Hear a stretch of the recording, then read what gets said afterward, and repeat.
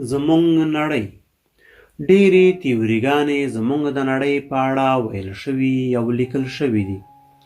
زموږ له عمره پخه ځمکه چې 4.5 میلیارده کاله عمر لري، چې لږ نوره هم زړه شي او ومري 5.5 میلیاردو ته ورسیږي، یعنې 1 میلیارد کال وروسته کوم شیان پیښیدلی شي. انسان تازه دې نړۍ ته راغلی ده، یا په بله اصطلاح انسان د نړۍ په پرتله د څو شپو ماشوم ده. یوازې 300 زره کاله کیږي چې انسانان په دې نړۍ کې ژوند کوي، خو په دومره لنډ وخت کې مو چې په ځمکه څه بحرانونه ونه کړل، هغه هېڅ اوس سپوږمۍ ته هم ختلي یو.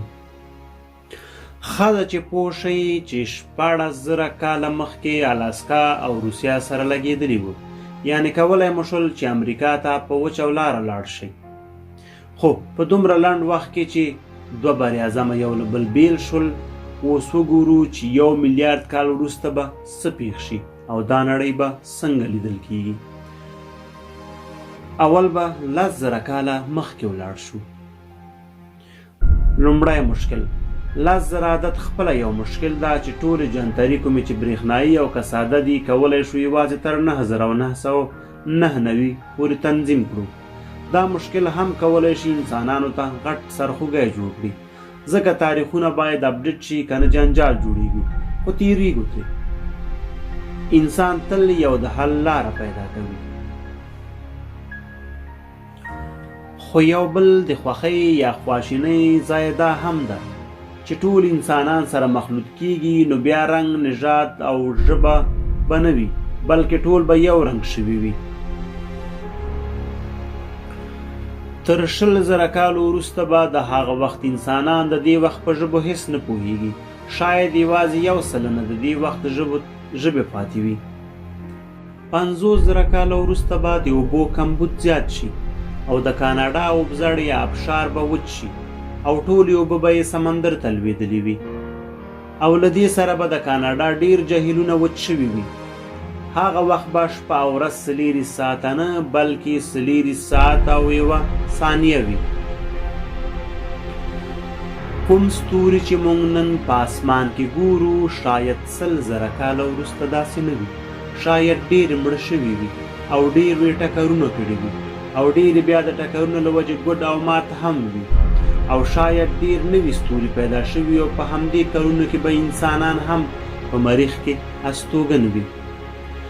250 زره کاله وروسته به د لویې جزیرې چې اوس اوبو لاندې ده هغه هم بیرون راووځي او د وچې سره به یو ځای شي.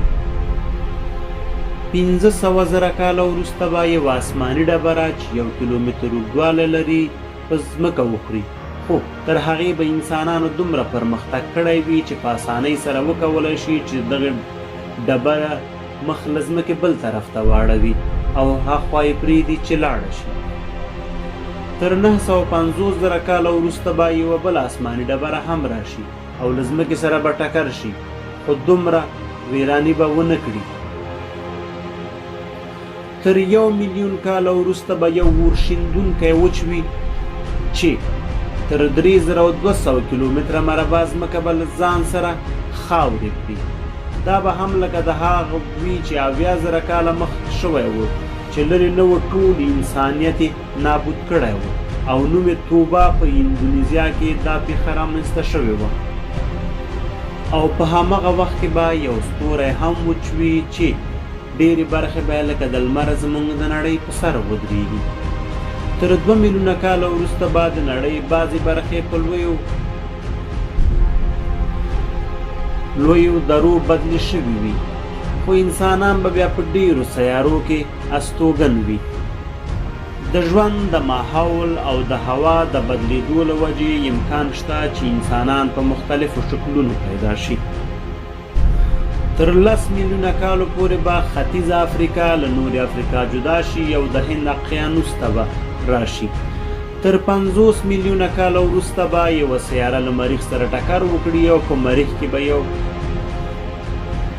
به د ژوند کوونکو لپاره یوه ستره فاجعه وي چې شاید تمدن نابود شي، او همغه وخت کې افریقا به ځان اروپا سره ونښلوي او د مدیترانې سمندر به وچ کړي چې چې د ډیرو فشارونو له وجې به لکه د همالیا غرونو داسې غرونه رامنځته شي. تر 8 میلیونو کالو وروسته به د کاناډا راکي غرونه له خاورو سره خاورې شي او هلته به هېڅ غرونه نه لیدل کیږي او تر 8 میلیونه کالو پورې به د هوایي ټولې جزیرې بیرته تر اوبو لاندې شي. تر 100 میلیونه کالو وروسته به ځمکه له یو بل بحران سره مخ شي چې 11 کیلومتري اسماني ډبره به په ځمکه پرېوځي او یو ستر ناورین جوړ کړي. البته ډېر امکان شته چې انسانان ونشي کولی چې مخه یې وکړي. تر 240 میلیونه کاله وروسته به ځمکه د لمر په منظومې کې د شیدو لارو کهکشان یو دور پوره خوړلی وي چې دا یو لوی نظر دی. تر 250 میلیونه کالو وروسته به د نړۍ ټول براعظمونه یو له بل سره ونښلي او له دوی ټولو به یو ستر براعظم جوړ شي چې شکل به یې داسې وي. تر 500 میلیونو کالو وروسته به دا وچه بیرته یو له بل جدا شي.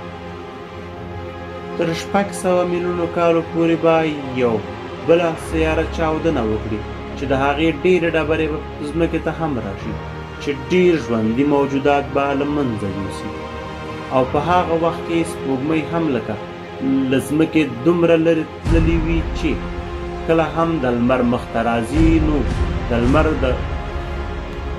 نو نشو کولی چې وګورو او لمر به نور هم ګرم شوی وي چې ځمکې ته به نه جبرانېدونکي ضررونه ورسوي او د لمر شغلې به نورې شنو پاڼو او ونو لپاره وژونکي وي چې 99 سلنه به یې له منځه ولاړ شي.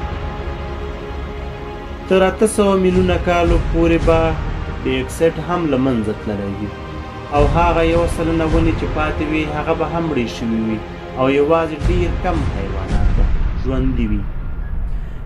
1 میلیارد کال وروسته به لمر 10 سلنه نور هم غټ شوی او ګرم شوی وي.